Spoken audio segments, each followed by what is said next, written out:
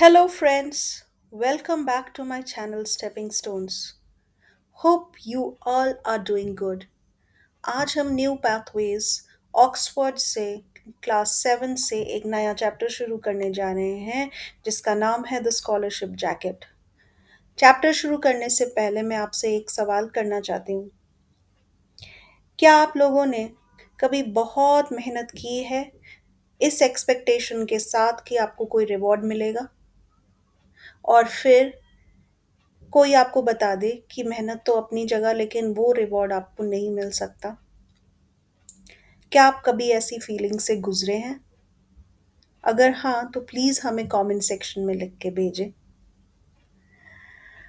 ये चैप्टर भी एक ऐसी लड़की के बारे में है जिसने लगातार 8 साल बहुत मेहनत करी क्योंकि उसके स्कूल में ऐसे बच्चे जो कि हाईएस्ट मार्क्स लाते थे उन्हें स्कॉलरशिप जैकेट मिलता था। और अचानक एक दिन उसे बताया गया कि वो जैकेट या उसे पता लगा कि वो जैकेट उसे नहीं मिलेगा। तो हम उस लड़की की फीलिंग्स के बारे में पढ़ेंगे, उसके फैमिली बैकग्राउंड कैसा था, उसने कितनी जद्दोजहद की और उसके बाद आखिरकार उसको वो स्कॉलरशिप जैकेट मिला या नहीं मिला, इसके बारे में पढ़ेंगे। इंटरेस्टिंग लग रहा है ना? तो आइए शुरू करते हैं। The small Texas school that I went to had a tradition carried out every year during the 8th grade graduation. A beautiful gold and green jacket, the school colors, was awarded to the class valedictorian, the student who had maintained the highest grades for 8 years. The scholarship jacket had a big gold S on the left front side and your name written in golden letters on the pocket. My oldest sister Rosie had won the jacket a few years back, and I fully expected to also. तो ये जो narrator है ये कह रही है कि मैं एक छोटे स्मॉल टेक्सास स्कूल में पढ़ती थी जहाँ की जहाँ की ये प्रथा ट्रेडिशन था कि हर साल 8th ग्रेड में ग्रेजुएशन होती थी और एक वैलिडिक्टोरियन बच्चा जो कि पूरे 8 साल अच्छे मार्क्स लाया हो 1 to 8 उसको एक स्कॉलर जैकेट मिलती थी जो कि बहुत खूबसूरत गोल्डन ग्रीन जैकेट थी। और जो वो जैकेट थी उसमें एक बड़ा गोल्ड एस लिखा होता था लेफ्ट साइड से और फ्रंट साइड पे नाम लिखा रहता था उसी बच्चे का जिसको वो जैकेट मिलती थी। तो जो नरेटर है वो कह रही है कि मेरी जो सबसे बड़ी बहन थी रोज़ी उसने ये जैकेट बहुत साल पहले हमारे स्कूल में जीता था और मैं भी पूरा एक्सपेक्ट कर रही थी, मुझे भी पूरी उम्मीद थी कि मुझे भी ये जैकेट मिलेगा। तो इसका मतलब है कि इन्होंने ये जो नरेटर है या जो प्रोटैगनिस्ट है, मेन कैरेक्टर है हमारी कहानी की, उन्होंने भी फर्स्ट से लेकर 8 तक इतनी मेहनत करी थी, हमेशा हाईएस्ट ग्रेड्स लिए थे ताकि उन्हें भी वो स्कॉलरशिप जैकेट मिल सके। I was 14 in the 8th grade. I had been a straight A student since the first grade, and this last year had looked forward very much to owning that jacket. My father was a farm laborer who could not earn enough money to feed 8 children, so when I was 6, I was given to my grandparents to raise. We couldn't participate in sports schools because were registration fees, uniform costs, and trips out of town. So, even though our family was quite agile and athletic, there would never be a sports jacket for us. This one, the scholarship jacket, was our only chance. तो वो कहती हैं कि मैं 14 years की थी और 8th grade में थी और मैं हमेशा फर्स्ट से लेके 8 तक मैंने हमेशा ए ग्रेड लिया था। इसलिए पिछले साल से ही मुझे लग रहा था आई हैड लुक्ड फॉरवर्ड, मतलब मैं एक्सपेक्ट कर रही थी कि मैं वो जैकेट ज़रूर जीतूँगी और वो जैकेट मेरा होगा। ओनिंग दैट जैकेट मीन्स वो जैकेट मेरा होगा। My father was a farm laborer who wouldn't earn enough money to feed 8 children. तो जो मेरे फादर थे, जो प्रोटैगनिस्ट के फादर थे, वो खेतों पे मज़दूरी करते थे, इसलिए वो इतना नहीं कमा पाते थे कि वो 8 बच्चे, तो इसके 7 भाई-बहन और थे, हमारी जो नरेटर हैं इनके 7 भाई-बहन और थे, और इनके जो पापा थे वो खेत के मज़दूर थे, तो वो इतना पैसा नहीं कमाते थे, इसलिए जब हमारी नरेटर सिर्फ़ 6 साल की थी, तब उसके पापा ने, उनके पेरेंट्स ने क्या किया था, उसको ग्रैंड पेरेंट्स के हवाले कर दिया था। तो हमारी नरेटर जो है वो कह रही है कि हम स्पोर्ट्स में नहीं पार्टिसिपेट कर पाते थे, बिकॉज़ वहाँ पे बहुत अलग-अलग तरह की फ़ी होती थी, जो हम नहीं दे पाते थे। तो इसलिए हमारी फैमिली क्वाइट एजाइल और एथलेटिक होते हुए भी स्कूल स्पोर्ट्स जैकेट के लिए कॉन्टेस्ट नहीं करती थी। एजाइल का मतलब होता है एक्टिव, मतलब जो भागने, दौड़ने और स्पोर्ट्स में, मतलब उनकी बॉडी ही ऐसी होती है बहुत एक्टिव सी, उसको बोलते हैं एजाइल। और एथलेटिक होता है जो स्पोर्ट्स खेलने लायक बॉडी, मतलब अच्छे स्मार्ट बॉडीज थी इनकी। बट फिर भी ये स्कूल का जो स्पोर्ट्स जैकेट था, उस पे ये उसको नहीं पा सकते थे, क्योंकि स्पोर्ट्स में पार्टिसिपेट करने के लिए काफ़ी पैसा जाता था, यूनिफ़ॉर्म कॉस्ट के लिए, रजिस्ट्रेशन फ़ीस के लिए, और ट्रिप्स, मतलब जाना पड़ता था एक जगह से दूसरी जगह स्पोर्ट्स में पार्टिसिपेट करने के लिए, इतना पैसा नहीं था फैमिली के पास। इसलिए इनके पास एक ही आशा थी, और वो थी द स्कॉलरशिप जैकेट, जो अच्छी पढ़ाई करने के लिए मिलती थी। इसलिए इनको ये जैकेट, जो स्कूल से जो जैकेट मिलती थी, उसमें ये स्कॉलरशिप जैकेट ही इनका इकलौता चांस था, because they could not get the sports school jacket, as they could not participate in the sports because of financial constraints. ठीक है, पैसा नहीं था इसलिए स्पोर्ट्स में पार्टिसिपेट नहीं कर सकते थे, इसलिए इनकी एक ही आशा थी स्कूल से स्कॉलरशिप जैकेट लेने की, और वो थी अच्छी पढ़ाई। Done, let's move. In May, close to graduation, spring fever had struck as usual with vengeance. No one paid any attention in class. Instead, we stared out the window and at each other, wanting to speed up the last few weeks of school. I absent mindedly wandered from my history class to the gym. Then I remembered my PE shorts were still in a bag under my desk where I had forgotten them. I had to walk all the way back and get them. तो वो कहते हैं कि मई में, जब हमारी graduation pass आने वाली थी, ग्रेजुएशन होता है कि बस अब 8th क्लास ख़त्म होने वाली थी, और वो नए क्लास में जाने वाले थे, तो spring fever had struck as usual vengeance. इसका मतलब ये नहीं है कि कोई बुखार आ गया था स्प्रिंग में, इसका मतलब है कि ये बहुत एक्साइटेड थे। वेंजेंस तो वैसे बदला वाली भावना होती है, लेकिन यहाँ पर जो है ये कह रहे हैं कि हम बहुत एंथुसियास्टिक थे कि हमारी जो ग्रेजुएशन है वो ख़त्म होने वाली है, और हम में से कोई भी क्लास में ध्यान नहीं देता था, हम अटेंशन पे नहीं करते थे। हम क्या करते थे, हम खिड़की के बाहर स्टेयर करते थे, मतलब घूरते रहते थे बाहर, और एक दूसरे को देखते रहते थे। Wanting to speed up the last, हम सिर्फ ये चाहते थे कि ये जो last few schools months, sorry weeks हैं स्कूल में, ये किसी तरह से ख़त्म हो जाए, कुछ हफ्ते ही जो हमारी ग्रेजुएशन में बचे हुए हैं वो जल्द से जल्द ख़त्म हो जाए। तो ऐसे ही एक दिन एब्सेंट माइंडेडली का मतलब होता है जब हम किसी भी चीज़ की तरफ ध्यान नहीं दे रहे होते हैं। आई एब्सेंट माइंडेडली वॉन्डर्ड, मतलब घूम रही थी, कहाँ से कहाँ, हिस्ट्री क्लास से मैं जिम जा रही थी। तो मुझे अचानक याद आया कि जो मेरे शॉर्ट्स थे, जो किसी भी स्पोर्ट्स में खेलने से पहले इनको पहनने पड़ते थे, वो उनके बैग में थे, जो उसके डेस्क के नीचे रह गया था, और वो उसे क्लास में ही भूल गई थी।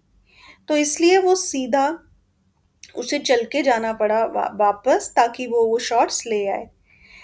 फिर वो कहती हैं, coach Thompson was a real bear if someone wasn't dressed for PE. I was almost back at my classroom door when I heard voices raised in anger, as if in some sort of argument. I stopped. I didn't mean to eavesdrop, I just hesitated, not knowing what to do. I needed those shots and I was going to be late, but I didn't want to interrupt any argument between my teachers. तो ये कहती हैं कि मुझे याद आया कि मेरे जो शॉर्ट्स थे वो तो मेरी क्लास में ही बैग में रह गए हैं, तो ये उसे लेने के लिए गई।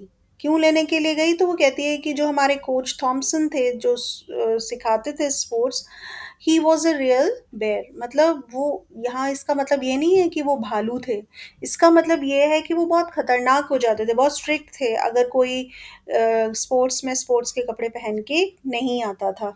तो इसलिए वो वापस क्लासरूम गई, और वो जब क्लासरूम गई वहाँ के दरवाजे पे जब पहुंची तो उसने कुछ आवाज़ें सुनी, और उन आवाज़ों में गुस्सा था। ऐसे लग रहा था कि जैसे कोई लोग बहस कर रहे हों, आर्ग्यूमेंट मीन्स बहस कर रहे हों।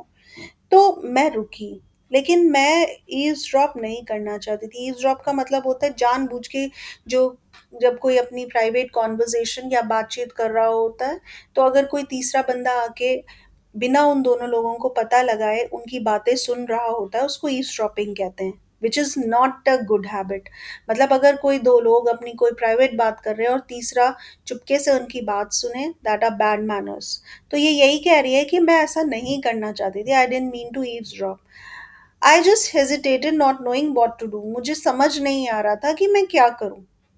मुझे जल्दी से वो शॉर्ट्स चाहिए थे ताकि मैं लेट ना हो पाऊँ अपने स्पोर्ट्स क्लास के लिए, और ना ही मैं इंटरप्ट करना चाहती थी, मैं रुकावट नहीं करना चाहती थी इस आर्ग्यूमेंट में, मैं रोकना नहीं चाहती थी इस आर्ग्यूमेंट को अपनी वजह से।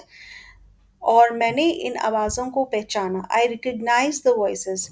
Mister Smith, my history teacher, and mister Boon, my math teacher, they seemed to be arguing about me. I couldn't believe it. I still remember the feeling of shock that rooted me flat against the wall, as if I were trying to blend in with the graffiti written there. तो ये कहती है कि मैंने आवाज़ें पहचान ली। Recognise means मैंने पहचान ली। एक उसके उनके हिस्ट्री टीचर थे मिस्टर स्मिथ, और एक थे मिस्टर बून, जो कि हमारी नरेटर के मैथ्स टीचर थे। तो this is the conversation between the history teacher and math teacher. तो ये दोनों बहस कर रहे थे, और बहस का टॉपिक कौन था? ये खुद नरेटर थी, और इसको विश्वास नहीं हुआ। And she says I still remember the feeling of shock. मुझे शॉक हो रहा था, और मैं ऐसे दीवार में धंस रही थी जैसे कि ना मैं वहाँ की ग्राफिटी में ब्लेंड हो जाऊं।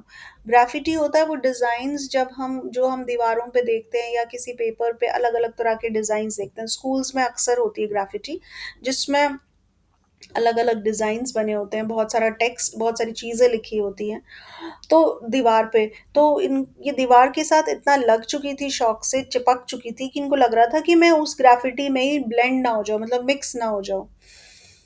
तो ऐसी फीलिंग आ रही थी इनको, और आज भी याद है जब ये स्टोरी हमें बता रही हैं।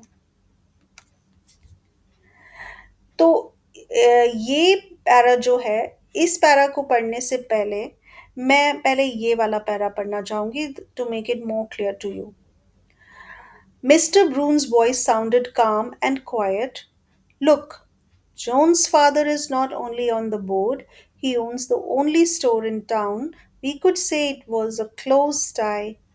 And तो मिस्टर बून जो हैं वो मैथ्स टीचर हैं।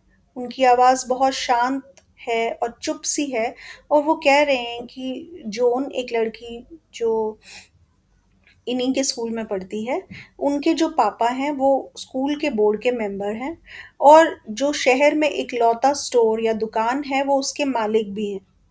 और हम ये कह सकते हैं कि जो हमारी नरेटर है वो और जोन लगभग एक जैसे ही हैं पढ़ाई में। तो एक्चुअली ये जो पैराग्राफ है, ये बता रहा है कि जो मिस्टर बून जो हैं, वो जो मैथ्स टीचर हैं, वो चाहते हैं कि जो स्कॉलरशिप जैकेट है वो जॉन को दिया जाए, क्योंकि उसके जो पापा हैं वो स्कूल के बोर्ड के मेंबर हैं, और साथ ही वो एक बड़ी सी दुकान, शहर में जो एक ही दुकान है उसके मालिक हैं। तो वो चाहते हैं कि स्कॉलरशिप जैकेट हमारी नरेटर को ना मिले, वो किससे मिले? वो जॉन को मिले। जिस और जो हमारे दूसरे सर हैं मिस्टर स्मिथ, वो कहते हैं I refuse to do it. I don't care who her father is, her grades don't even begin to compare to Martha's. I won't lie or falsify records. Martha has a straight A plus average, and you know it. That was mister Smith and he sounded very angry. तो पहली जो conversation थी वो तो हमारी जो narrator है उन्होंने मिस्टर स्मिथ की सुनी। वो कह रहे थे मैं ऐसा बिल्कुल नहीं करूंगा। कैसा बिल्कुल नहीं करूंगा? जोन को नहीं दूंगा scholarship jacket. I am not in favour of giving Joan the scholarship jacket. It should be given to Martha. Martha हमारी नरेटर है, ये ध्यान रखिए, अभी तक इनका नाम नहीं लिया गया था। मार्था हमारी नरेटर है जो अभी तक हमें स्टोरी सुना रही है।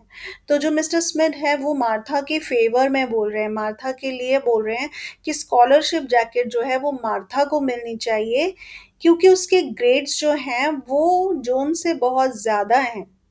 वो हमेशा से ए प्लस लेकर आ रही है, और वो मिस्टर बून को बोलते हैं और आप भी ये जानते हैं। और मिस्टर स्मिथ बोल रहे हैं कि मुझे नहीं फर्क पड़ता कि जोन के जो पापा हैं वो कुछ भी हों, मुझे इससे फर्क नहीं पड़ता। मार्था ने अच्छा स्कोर किया है through out, so she deserves the jacket. तो ये दो टीचर्स के बीच में आर्ग्यूमेंट हो रहा है कि किसको जैकेट मिलना चाहिए।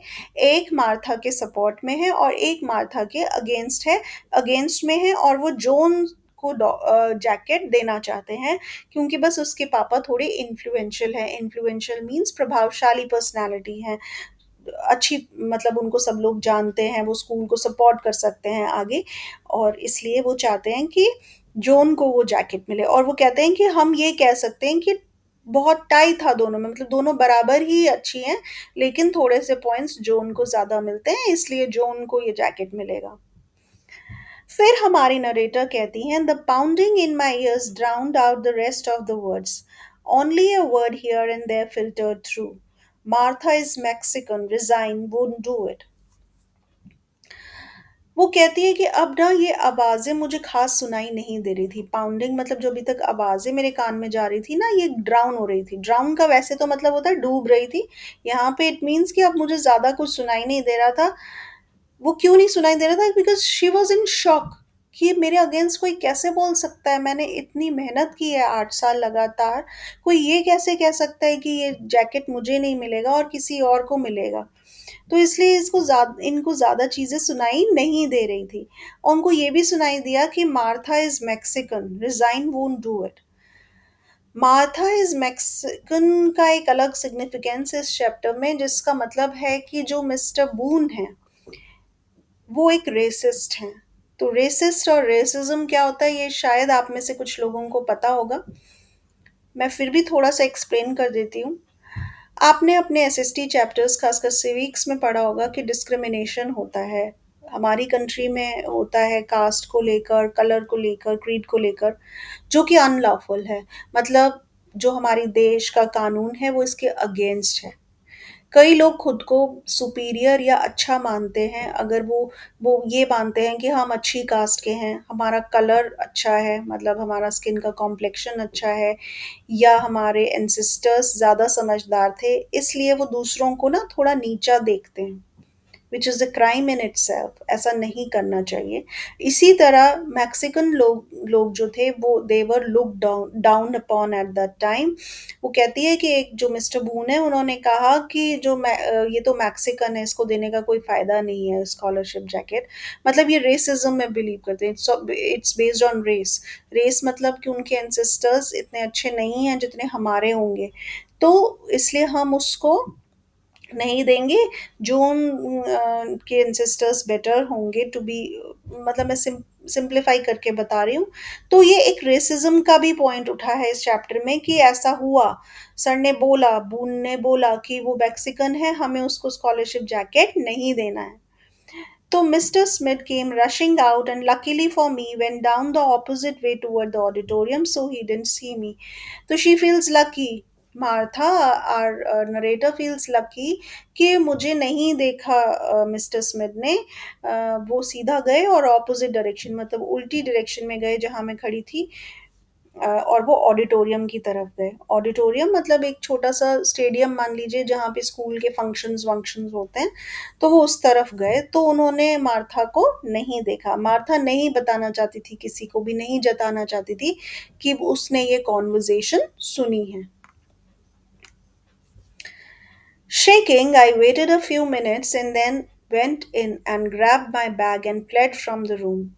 Mr. Boone looked up when I came in but didn't say anything. To this day, I don't remember if I got in trouble in P for being late or how I made it through the rest of the afternoon. I went home very sad and cried into my pillow that night so my grandmother wouldn't hear me. It seemed cruel coincidence that I had overheard the conversation. वो कह रही है कि जब मैंने ये सुना तो मैं शेक करने लगी, जो कि अक्सर होता है जब हम शॉक में चले जाते हैं, हमारी बॉडी शेक करने लगती है। कहती है मैं थोड़ी देर रुकी, कुछ मिनट रुकी। वो कुछ मिनट इसलिए रुकी ताकि मिस्टर बून को ना पता लगे कि उसने ये कॉन्वर्जेशन सुना है। तो वो कुछ देर रुकी और फिर अंदर गई, अपना बैग ग्रैब किया, मतलब फटाफट से अपना बैग उठाया एंड फ्लेड, भागी फ्रॉम द रूम। उसने फटाफट से अपना बैग उठाया और रूम से भागी। मिस्टर बून ने एक बारी ऊपर देखा कि मैं आई हूँ, लेकिन उन्होंने कुछ कहा नहीं।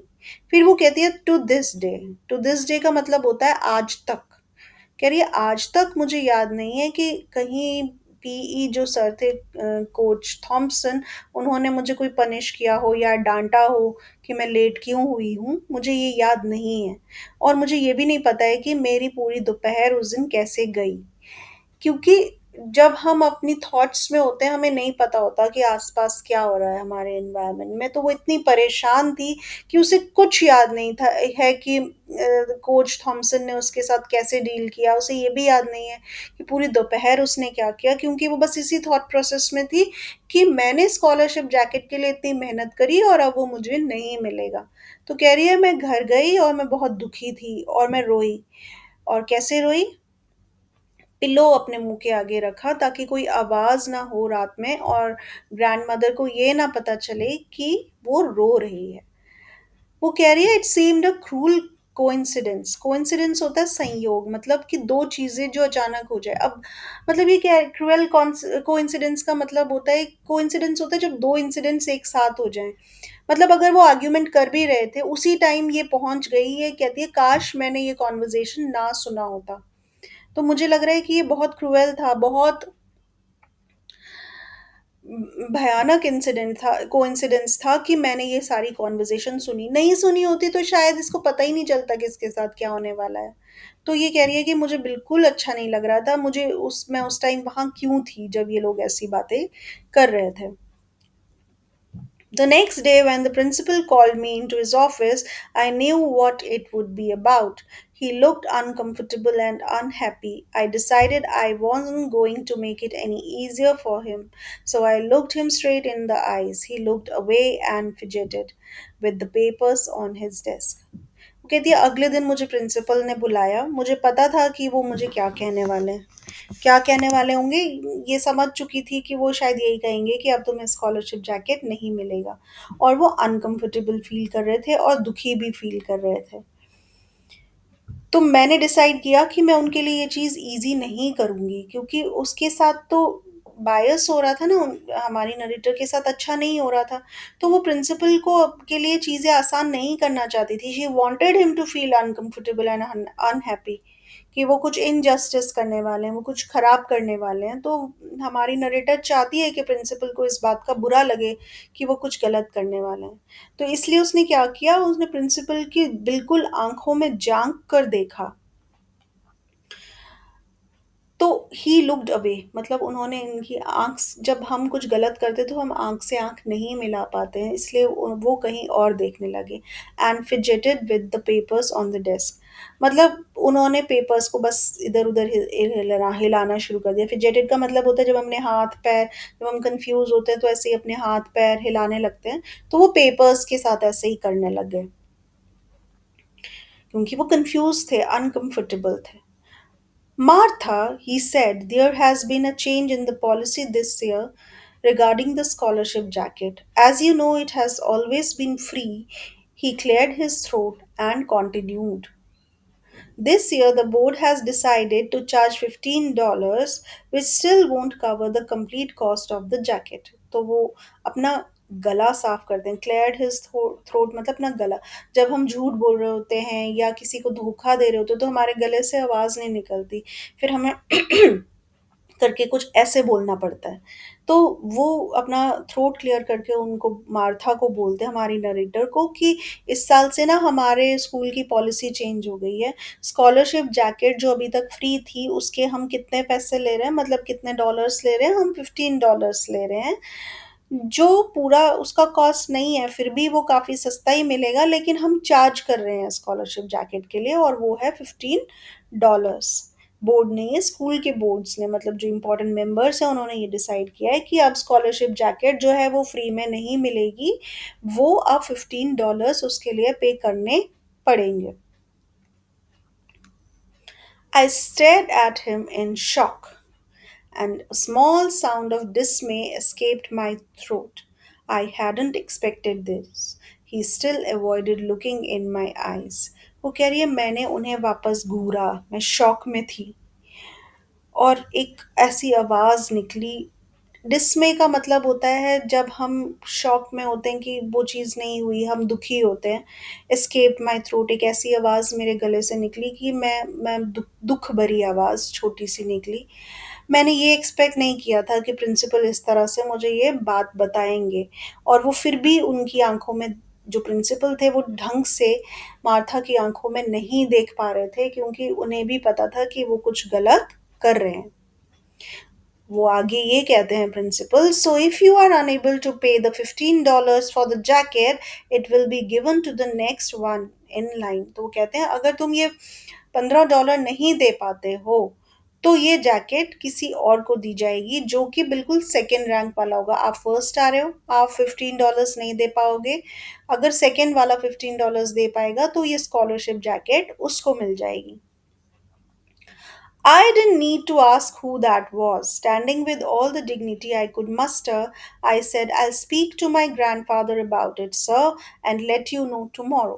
तो इस बात पे मार्था कहती है कि मुझे ये जानने की ज़रूरत ही नहीं थी कि वो सेकंड कौन है, मुझे पता था कि किसको देना है, वो obviously John.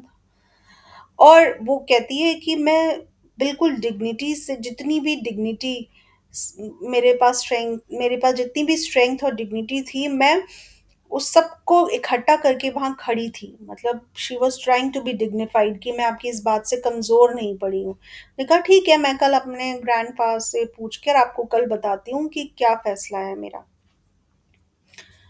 Next, she says, I cried on the walk home from the bus stop. The dirt road was a quarter mile from the highway, so by the time I got home, my eyes were red and puffy. तो कह रही है कि मैं पूरा रास्ता रोती रही बस स्टॉप से घर तक जाने वाला जो रास्ता था उस पे मैं रोती रही, और जो ये गंदी सी रोड थी ये कम से कम एक क्वार्टर माइल लंबा हाईवे था।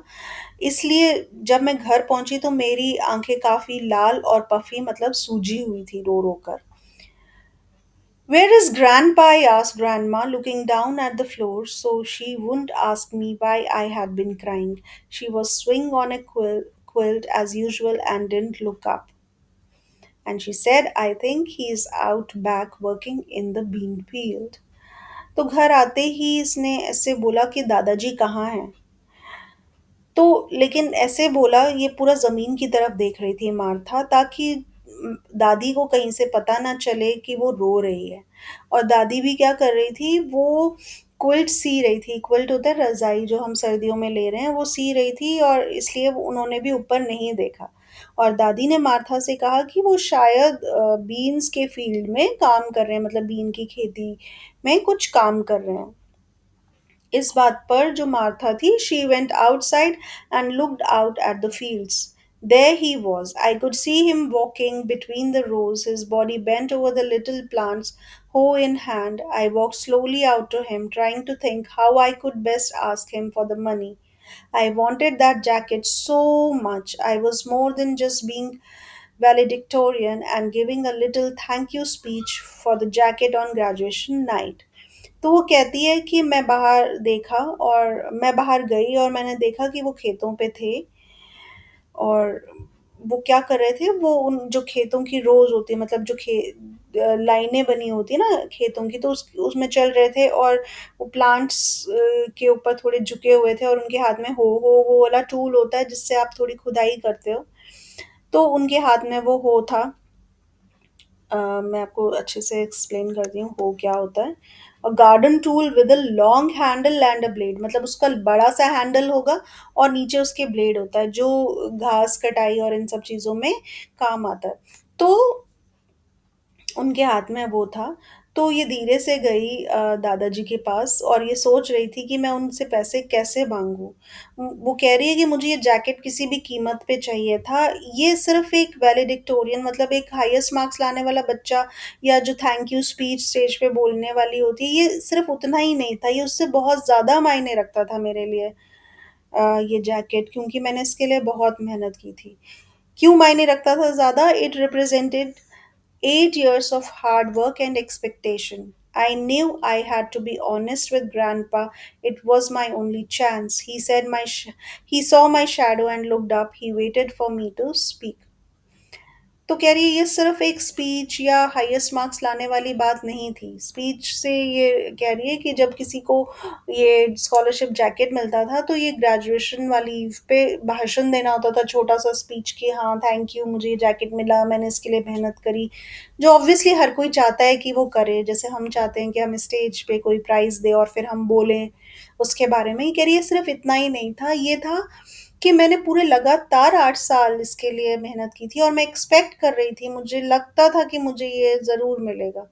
तो कह रही थी मुझे ग्रैंडपा से ऑनेस्ट होना बहुत ज़रूरी था, ये मेरा इकलौता चांस था जैकेट पाने का कि मुझे पैसे दो और मैं ये जैकेट लूँ।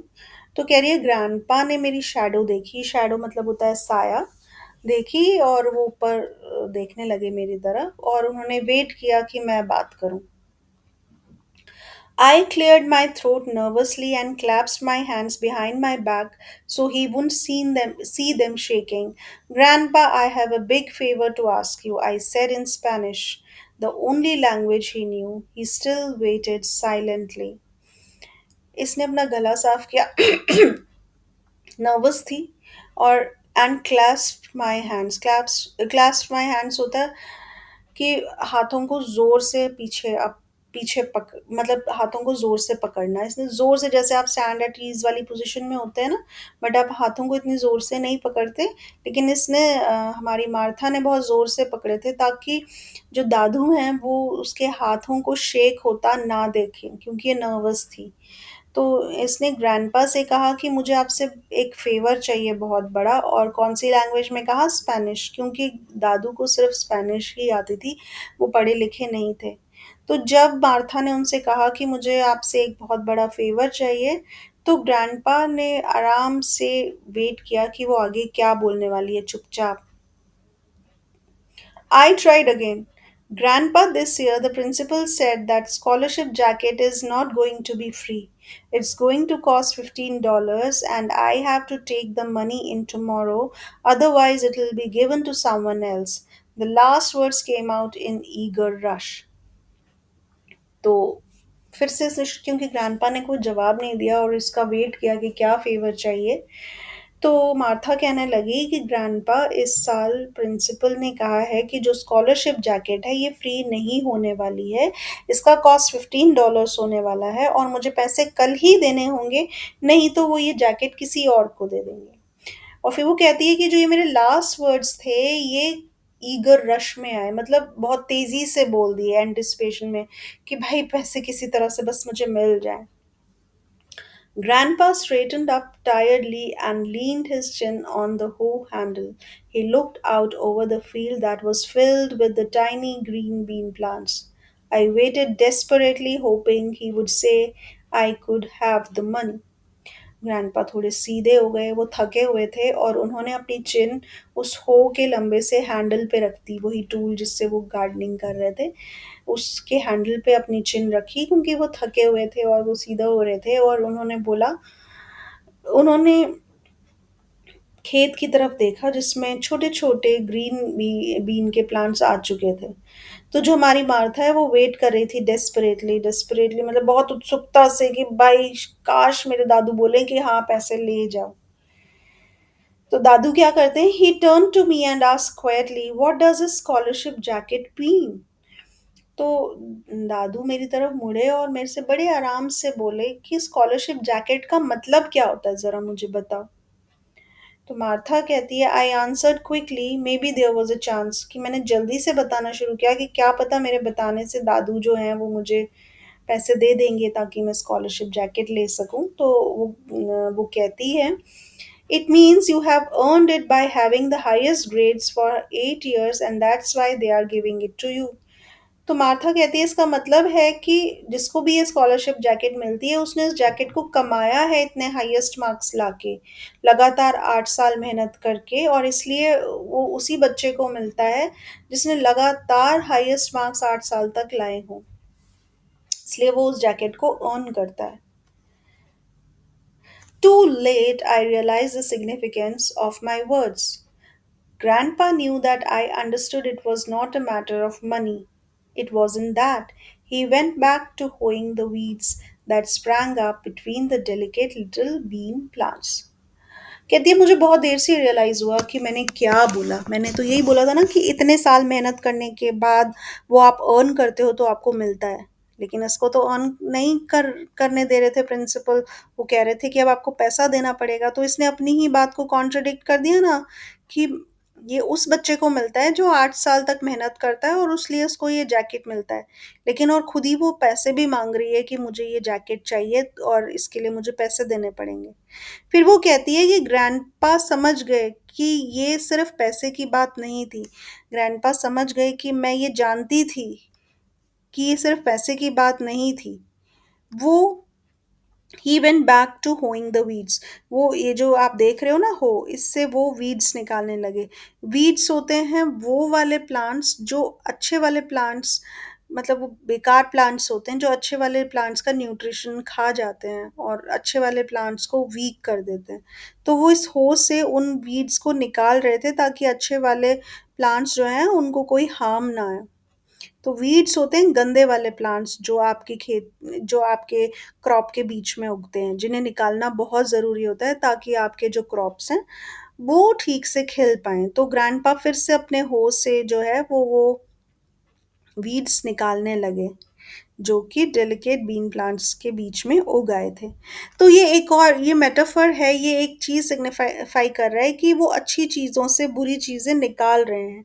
और वो यही, इसका मतलब ये है कि वो यही चाहते हैं कि स्कॉलरशिप जैकेट जो हो वो जेन्युइनली उस बच्चे को मिले जिसने उसको अर्न किया है, ना कि उसे पैसे देकर लिया जा सके। I hope you understand. Finally he spoke again as I turn to leave.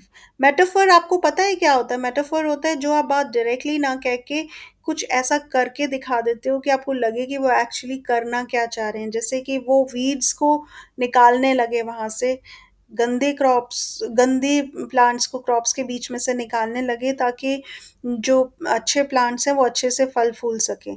तो ये जो चीज़ है ये सिग्निफाई करती है कि वो चाहते हैं कि जो मेरी पोती है उस उसकी लाइफ में अच्छी चीज़ें आएँ, वो ये सब चीज़ों के पीछे ना पड़े कि अगर स्कॉलरशिप जैकेट के लिए उसको पैसे देने पड़ रहे हैं तो वो दे। वो चाहते हैं कि उनकी जो पोती है वो समझे अच्छी और बुरी बातों के बीच का डिफ़रेंस। उसको कहते हैं मेटाफर, जो यूज़ होता है कुछ और बोलने के लिए, कोई चीज़ें, कोई वर्ड। जैसे अगर हम बोलें क्लास में कोई फर्स्ट आ रहा है तो कई बारी टीचर्स बोलती हैं कि he is a lion of the class, तो वो असल में शेर नहीं होता है। वो होता है कि ये सबसे अच्छा है, सबसे स्ट्रॉन्ग बच्चा है क्लास का। तो इसी तरह से जैसे कोच के बारे में उसने बोला था कि he is a real bear, तो मतलब भालू नहीं होता, वो होता है कि बहुत स्ट्रिक्ट पर्सन। तो ऐसे ही यहाँ पर मेटाफोरिकली ये दिखाना चाहते हैं कि अपनी पोती को समझाना चाहते हैं कि अपनी ज़िंदगी से बुरी चीज़ों को निकालो और अच्छी चीज़ों को रखो। फिर finally he spoke again as I turn to leave crying, then if you pay for it, Martha, it is not a scholarship jacket, is it? Tell your principal I will not pay the $15। और फिर last में वो कहते हैं दादाजी कि अगर मतलब वो फिर से जो दादाजी हैं वो फिर से बोलने लगे जब ये जाने लगी। जब मार्था ने ये सुन लिया कि खुद ही बोला उसने कि भाई स्कॉलरशिप जैकेट तो वो होती है जो आप अर्न करते हो अच्छे मार्क्स लाके। तो वो समझ गई दादू पैसे नहीं देंगे और वो जाने लगी रोते हुए। तो दादू ने उसको बोला कि अगर तुम इस स्कॉलरशिप जैकेट के लिए पे करती हो तो फिर ये स्कॉलरशिप जैकेट तो रही नहीं, ये तो बस ये हुआ कि आपने बस जैकेट खरीद ली पैसे से।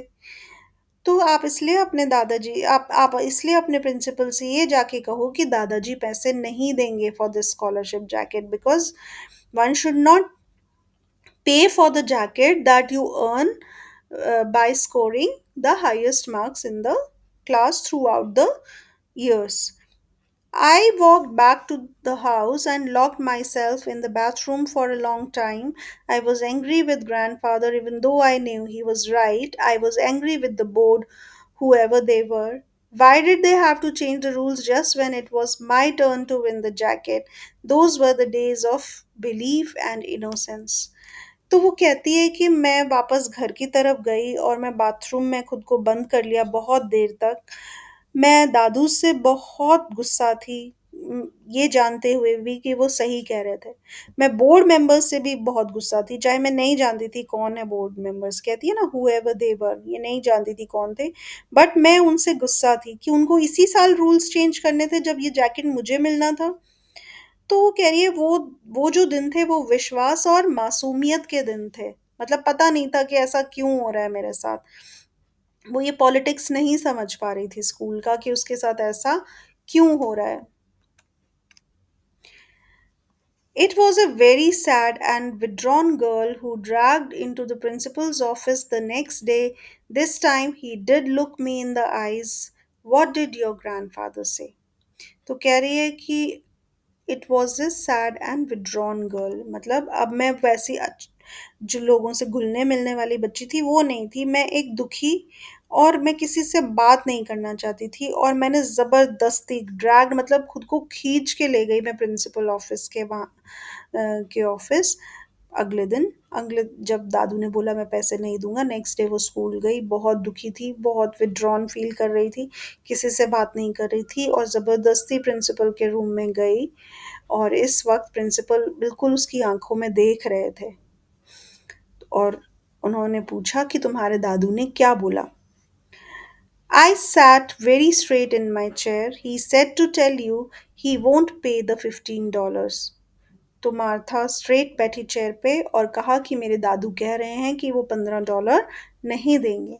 The principal muttered something I couldn't understand under his breath and walked over to the window. मटर का मतलब होता है धीरे धीरे कुछ बोला। जो प्रिंसिपल थे उन्होंने धीरे धीरे कुछ बोला जो मुझे समझ नहीं आया, मतलब मार्था को समझ नहीं आया कि क्या बोला, और वो विंडो की तरफ चले गए। Why? He finally asked. Your grandfather has the money. He owns a 200-acre ranch. I looked at him, forcing my eyes to stay dry. I know, sir, but he said if I had to pay for it, then it wouldn't be a scholarship jacket. I stood up to leave. I guess you'll just have to give it to Joan. तो principal ने पूछा क्यों नहीं देंगे वो $15? तुम्हारे grandfather के पास पैसा है, मैं जानता हूँ, उनके पास 200 एकड़ रैंच है, मतलब लैंड है। तो जब उनके पास इतनी लैंड है तो $15 तो वो आराम से दे ही सकते हैं जैकेट के लिए। तो मार्था कहती है कि मैं उनकी तरफ देखा और मैंने कोशिश की कि मैं रो ना, स्टे ड्राई मतलब मेरी आंखें गीली ना हो। तो मैंने फ़ोर्स किया कि मैं ना रो दूँ और मैंने कहा, "हाँ, मैं जानती हूँ सर कि वो $15 दे सकते हैं।" बट उन्होंने कहा कि अगर इस जैकेट के लिए मुझे $15 देने पड़े तो ये किस बात की स्कॉलरशिप जैकेट हुई? तो फिर तो ये स्कॉलरशिप जैकेट नहीं है। और ये कह के मार्था उठी और जाने लगी। तो और उसने जाते हुए ये कहा कि इसलिए मुझे लगता है कि ये जैकेट जो है वो आपको जॉन को ही देनी पड़ेगी। और नाम इसका मुँह से निकल ही गया कि आई नो कि you want to give this jacket to John, so give it to her. I hadn't meant to say that, it just slipped out. I was almost to the door when he stopped me. Martha, wait. तो वो कहती है मैं नहीं लेना चाहती थी जो उनका नाम, लेकिन मेरे ज़बान फिसल गई और मैंने बोल दिया। तो कहती है मैं बिल्कुल दरवाजे पर पहुंची थी जब मुझे प्रिंसिपल ने रोका और कहा मार्था रुको। I turned and looked at him, waiting. What did he want now? I could feel my heart pounding loudly in my chest. Something bitter and while tasting was coming up in my mouth. I was afraid I was going to be sick. I didn't need any sympathy speeches. He sighed loudly and went back to his big desk. He watched me biting his lip. तो कहती है जब sir ने मुझे ये कहा कि wait करो तो मैं मुड़ी, मैंने उनकी तरफ देखा और मैं रुकी। अब वो क्या चाहते थे मुझसे? मैंने बोल दिया स्कॉलरशिप जैकेट जो उनको दे दो। कह रही है अब मेरा दिल बहुत ज़ोर-ज़ोर से pounding loudly in my chest, मतलब ज़ोर-ज़ोर से मेरा दिल धड़क रहा था। मेरे सीने में मेरा दिल ज़ोर-ज़ोर से धड़क रहा था और मुझे कुछ कड़वा और बहुत ही गंदा टेस्ट मेरे मुँह में आ रहा था। ये सब तब होता है जब हम बहुत एंग्ज़ियस फ़ील कर रहे होते हैं, हमें बहुत बुरा लग रहा होता है, तो आप लोगों ने भी फ़ील किया होगा। I was afraid I was going to be sick. मुझे ऐसा लग रहा था कि मैं बीमार पड़ने वाली हूँ और मुझे कोई सिंपैथी स्पीचेज़ नहीं चाहिए। सिंपैथी स्पीचेज़ मतलब कोई बात नहीं, अगली बार, ऐसी बातें होती हैं सिंपैथी स्पीचेज़। जैसे कोई बात नहीं आप इस बार नहीं कर पाए, अगली बार हो जाएगा, मैं समझ सकता हूँ तुम्हारा दुःख। ऐसी स्पीचेज़ मैं नहीं सुनना चाहती थी। लेकिन principal sighed loudly and went back to his big desk. Sighed मतलब प्रिंसिपल ने गहरी सांस ली बहुत जोर से और अपने डेस्क की तरफ बढ़े। ही वॉच्ड मी बाइटिंग हिज लिप। वो अपना लिप काट रहे थे अपने दांत से। हम जब करते हैं, जब हम खुद परेशान होते हैं तो लिप्स का जो को अपने दांतों से हल्का हल्का चबाने लगते हैं, तो वो वही कर रहे थे और मुझे देख रहे थे। मार्था कहती है प्रिंसिपल अपने लिप्स को बाइट करते हुए मुझे देख रहे थे और उन्होंने फिर क्या कहा, Okay, we'll make an exception in your case. I'll tell the board you'll get your jacket. I could hardly believe my ears. I spoke in a trembling rush. तो प्रिंसिपल कहते हैं लेकिन ठीक है, इस बारी तुम्हारे केस में हम एक्सेप्शन कर देते हैं। मैं बोर्ड से बोल दूंगा कि जैकेट तुम्हें ही मिलनी चाहिए। तो इस बात पे मार्था कहती है I could hardly believe my years. मुझे अपने कानों पे विश्वास नहीं हुआ कि प्रिंसिपल ने ये कहा है क्या कि मुझे जैकेट मिलेगी। और मैंने ट्रेमलिंग रश में शेक करते हुए मैंने बोला ओह थैंक यू सर। मतलब वो अब उसको अपने कानों पर ही विश्वास नहीं हो रहा है, ओके मुझे ही मिल रही है स्कॉलरशिप जैकेट। उन्होंने सर को थैंक यू बोला। Suddenly, I felt great. I didn't know about adrenaline in those days, but I knew something was pumping through me, making me feel as tall as the sky. I wanted to yell, jump, run the mile, do something. I ran out so I could cry in the hall where there was no one to see me. कह रही है और जब sir ने कहा कि मुझे लग रहा है इस बारी तुम्हें ही जैकेट में मिलेगी, तो मेरे को बहुत अच्छा लगा। ग्रेट, आई फेल्ट ग्रेट, मतलब मुझे बहुत अच्छा लगा। कह रही है मैं उस टाइम एड्रेनलिन के बारे में नहीं जानती थी और मुझे भी पता है कि आप लोगों को भी नहीं पता होगा कि ये क्या वर्ड है। ये एक हार्मोन होता है, मतलब एक जूस होता है जो हमारी बॉडी सीक्रेट करती है हमारी बॉडी के अंदर। जब हम बहुत परेशान होते हैं तो हमारी बॉडी एक जूस सीक्रेट करती है, जिससे क्या होता है कि हम परेशानी से लड़ने के लिए तैयार हो जाते हैं और हम थोड़ा, हमारा मोराल जो होता है वो बूस्ट होता है, हम थोड़े खुश होने लगते हैं। ये एक हार्मोन है। हार्मोन्स के बारे में आप कुछ नेक्स्ट क्लासेस में पढ़ेंगे। तो हमारी बॉडी में ऐसा कुछ निकल जाता है जिससे हम स्ट्रेस से लड़ने के लिए तैयार हो जाते हैं, हम अच्छा फ़ील करने लग जाते हैं। तो वो कह रही है कि ये मुझे उस टाइम पता नहीं था कि शायद वही हार्मोन रिलीज़ हो रहा था, लेकिन मैं अपने आप को आसमान जितना ऊँचा महसूस कर रही थी। वो गाना सुना है ना आपने? आज मैं ऊपर, आसमां नीचे। तो ये कह रही है कि मैं अपने आप को इतना ही ऊँचा महसूस कर रही थी कि जैसे मैं आसमान से भी ऊपर हो रही थी।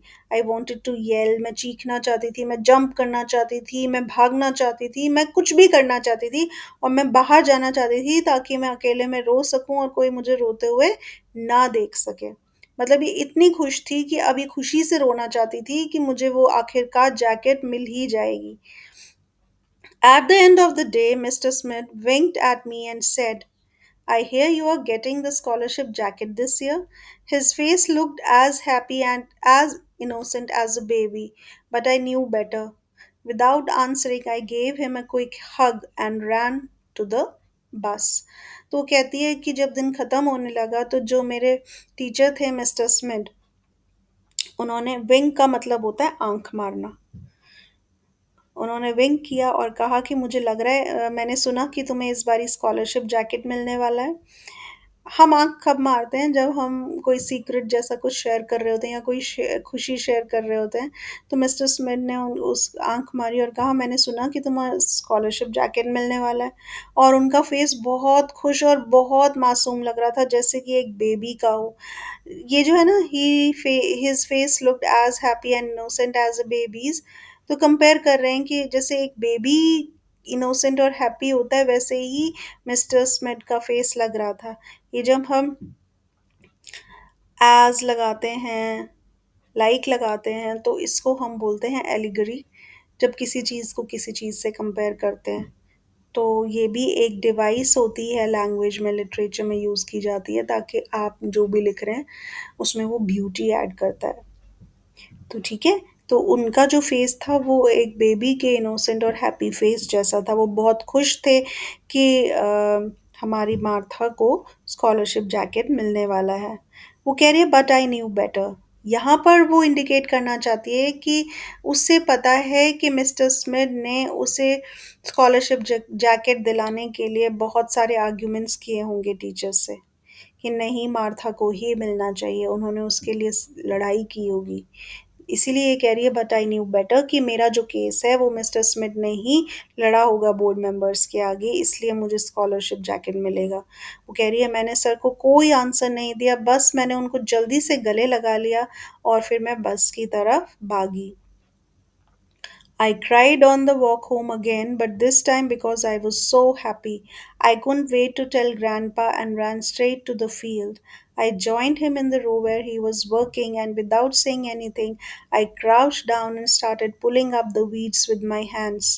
Grandpa worked alongside me for a few minutes, and he didn't ask what had happened.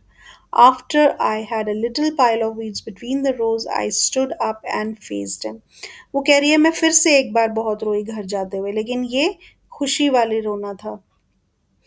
कह रही है, मैं वेट नहीं कर पा रही थी, बस मैं ग्रैंडपा की तरफ भागी जब वो खेत में काम कर रहे थे और वो वीड्स को निकाल रहे थे।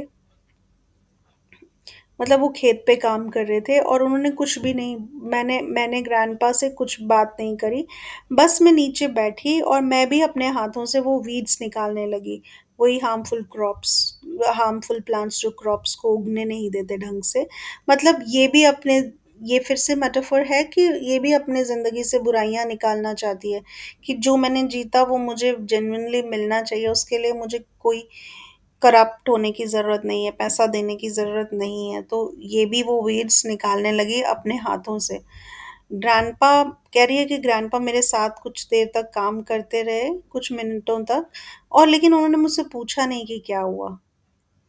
तो आप ये देखिए ग्रैंडपा की पर्सनैलिटी कितनी अच्छी है। वो इन सब चीज़ों को इम्पोर्टेंस नहीं दे रहे हैं कि क्या हो रहा है, क्या नहीं हो रहा है। He just wants Martha to be good in every aspect. उन्हें नहीं फ़र्क पड़ रहा कि क्या हुआ स्कूल में, क्या नहीं हुआ, स्कॉलरशिप जैकेट मिली या नहीं मिली। वो एक तरह से समझ चुके हैं कि इन सब चीज़ों के पीछे पड़ने का कोई फ़ायदा नहीं है। एक्चुअली जेन्युइनली किसी बच्चे को अच्छा होना है तो वो होगा। तो ये कह रही है, after I had a little pile of weeds between the rows, I stood up and faced him. कह रही है, जब मैंने ये अनइम्पॉर्टेंट क्रॉप प्लांट्स बहुत सारे निकाले इन क्रॉप्स के रोज के बीच में से, तो मैं खड़ी हुई और मैंने अपने दादू की तरफ देखा और कहने लगी, the principal said he's making an exception for me. Grandpa, I'm getting the jacket after all. That's after I told him what you said.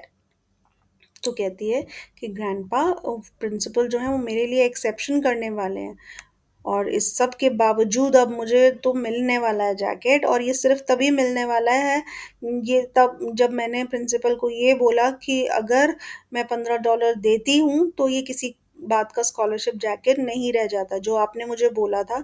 ये बोलने के बाद मुझे प्रिंसिपल ने बोला कि वो मुझे जैकेट देंगे। Grandpa didn't say anything. He just gave me a pat on the shoulder and smiled. He pulled out the crumpled red handkerchief that he always carried in his pocket and wiped the sweat off his forehead. तो कहने लगे, तो grandpa ने इस बारे में कुछ नहीं बोला, उन्होंने बस इसके शोल्डर पे पैट किया, मतलब जब आप कोई चीज़ अच्छी करते हो तो आपकी को शाबाशी वाला वो पैट मिलता है ना कंधे पर, तो ग्रैंडपा ने बस एक पैट किया और स्माइल किया, और उन्होंने अपने पॉकेट से एक हैंकरचीफ निकाला, क्रम्पल्ड मतलब जिसमें जो बिल्कुल स्ट्रेट फ्लैट ना हो, दबा हुआ सा हैंकरचीफ निकाला, जो हमेशा वो अपनी पॉकेट में रखते थे, और उन्होंने उससे अपना पसीना पोंछा और बोले, better go see if your grandmother needs any help with supper. तुम जाके देखो, जो तुम्हारी दादी माँ है उन्हें कोई हेल्प तो नहीं चाहिए शाम का खाना बनाने के लिए, सपर मीन्स शाम का खाना। तो जाके देखो, दादी माँ की हेल्प करो, उन्हें खाना बनाने के लिए तुम्हारी हेल्प तो नहीं चाहिए। That means he doesn't give that much of value to the scholarship jacket. उनके लिए ये मायने नहीं रखता कि उनकी पोती स्कॉलरशिप जैकेट लेती है या नहीं लेती है, उनके लिए बस ये मायने रखता है कि उनकी पोती जो है वो बहुत अच्छी है। He doesn't believe in rewards, he believes कि पोती अच्छी है तो बस अच्छी है, बट उसको वो पैट भी करते हैं, एनकरेज भी करते हैं और स्माइल भी करते हैं कि चलो अब तुम्हें मिलने वाला है, but he doesn't give that much importance to the scholarship jacket. I gave him a big grin, he didn't fool me. I skipped and ran back to the house whistling some silly tune. वो कहती है कि मैंने उनको अच्छे से एक बड़ी सी मुस्कुराहट दी, और फिर वो अपने घर चली गई, भागी, और एक कोई सिली ट्यून जो है वो गुनगुनाने लगी। This shows that she was, अच्छा, और ये कहती है कि ही डिडंट फूल मी, उन्होंने मुझे बुद्धू नहीं बनाया, उनकी शिक्षा से ही मैं आगे बढ़ी थी। तो मैंने उनकी तरफ देखा, मैंने उनकी तरफ एक अच्छी स्माइल करी, और मैं घर की तरफ भागी, और मैं कोई ट्यून विसल सीटी बजा रही थी। सिली ट्यून मतलब जो भी मुझे पसंद थी ऐसे ही कोई ट्यून बजा रही थी। This shows that she is very happy that she is going to get scholarship jacket. फिर ये जो हमारा चैप्टर है इनकी ऑथर के बारे में बताया गया है, जिन्होंने ये लिखा है the scholarship jacket. Martha Salinas was born in Coalinga, California, and received a degree in creative writing from the University of California at Irvine. Salinas has published several short stories in journals and anthologies. तो ये इनके बारे में बताया गया है कि वो कोयालिंगा कैलिफोर्निया में पैदा हुई। क्रिएटिव राइटिंग होता है अच्छी राइटिंग, जब आप अपनी इमेजिनेशन से कुछ कुछ फिक्शंस लिखते हैं। तो उन्होंने एक डिग्री ली, ये कोर्स होता है यूनिवर्सिटी ऑफ कैलिफोर्निया इरविन में, और उन्होंने बहुत सारी शॉर्ट स्टोरीज अपनी पब्लिश की है, जिसमें से एक ये है। जर्नल्स भी पब्लिश किए हैं और एंथोलॉजीज भी पब्लिश किए हैं। जर्नल्स और एंथोलॉजीज भी पीस ऑफ राइटिंग्स होते हैं। जर्नल्स होता है जो आप, जैसे आप अपनी डायरी लिखते हैं वैसा वाला कुछ भी उन्होंने पब्लिश कराया, अपनी शॉर्ट स्टोरीज भी पब्लिश कराई। और एंथोलॉजीज होता है जब किसी एक सब्जेक्ट को लेकर ही बहुत सारे टॉपिक्स पे लिखा, एक टॉपिक होता है और उस पे अलग अलग तरीक़ों से लिखा जाता है। तो ये एंथोलॉजीज भी उन्होंने अपनी पब्लिश कराई। That means she is a very good writer. और ऐसी इतनी फेमस राइटर की आपने एक शॉर्ट स्टोरी पढ़ी हमारी किताब में, तो आप भी एक दिन अच्छे क्रिएटिव राइटर बन सकते हैं, इफ़ यू ट्राई टू। अगर आप भी अपने राइटिंग्स में मेटाफर्स डालते हैं और एलिगरीज डालते हैं, तो आपकी राइटिंग्स भी बहुत अच्छी हो सकती है, आपकी बुक्स भी पब्लिश हो सकती है, आपके जर्नल्स भी पब्लिश हो सकते हैं। तो आई वुड सजेस्ट कि आप भी एक छोटी सी स्टोरी, बहुत छोटी, इतनी भी नहीं, छोटी सी स्टोरी, एक पैराग्राफ या कुछ भी ऐसा लिख के भेजें जो आपको लगे कि आपने कुछ लिंग्विस्टिक डिवाइसेस यूज़ करी हैं उसमें। कमेंट सेक्शन में ज़रूर भेजें। इस चैप्टर को लेकर कोई डाउट हो, इशू हो, वो भी आप हमें कमेंट सेक्शन में भेज सकते हैं। और आप ऐसे ही कैस वीडियोस, इस तरह के वीडियोस हमारे अप्रिशिएट करते रहिए और हमें ऐसे ही प्यार भेजते रहिए। तब तक के लिए thank you and God bless. Don't forget to subscribe my channel. God bless, bye.